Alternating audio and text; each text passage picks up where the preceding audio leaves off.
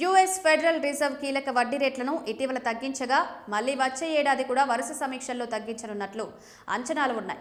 అమెరికాలో ద్రవ్యోల్బణం తగ్గుతుండడం, labour market కూడా బలంగా ఉండడం దీనికి కారణం. ఇంకా కేంద్ర బ్యాంకులు తమ బంగారు నిల్వల్ని పెంచుకుంటుండడం సహా గోల్డ్ ఈటీఎఫ్లలోకి రికార్డు స్థాయిలో పెట్టుబడులు తరలివస్తుండడం కూడా గోల్డ్, సిల్వర్ రేట్లు విపరీతంగా పెరిగేందుకు దారితీస్తోంది. ఈ ఏడాదిలోనే ఇప్పటి వరకు చూస్తే బంగారం ధర ఏకంగా 80% పెరగ్గా వెండి రికార్డు స్థాయిలో 150% పుంజుకోవడం గమనార్హం. దీన్ని బట్టి రేట్లు ఏ స్థాయిలో పెరిగాయో అర్థం చేసుకోవచ్చు.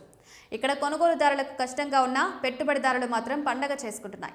దేశీయంగా బంగారం ధరల విషయానికి వస్తే హైదరాబాద్లో ఒక్క రోజులోనే ఏకంగా 2200 పెరగడంతో ప్రస్తుతం తులం 1,27,000కు చేరుకుంది. దీనికి ముందటి రోజు 1800 పెరిగింది. 24 క్యారెట్ల మేలిమి బంగారం ధర 2400 పెరగ్గా 10 గ్రాములకు 1,38,550గా ఉంది. కిందటి రోజు 1970కి ఎగబాకింది. సిల్వర్ రేటు చూస్తే ఒక్క రోజులో 3000 పెరగ్గా కేజీకి 2.34 లక్షల వద్ద ఉంది. ఇది కిందటి రోజు 5,000 రూపాయలు పెరిగింది.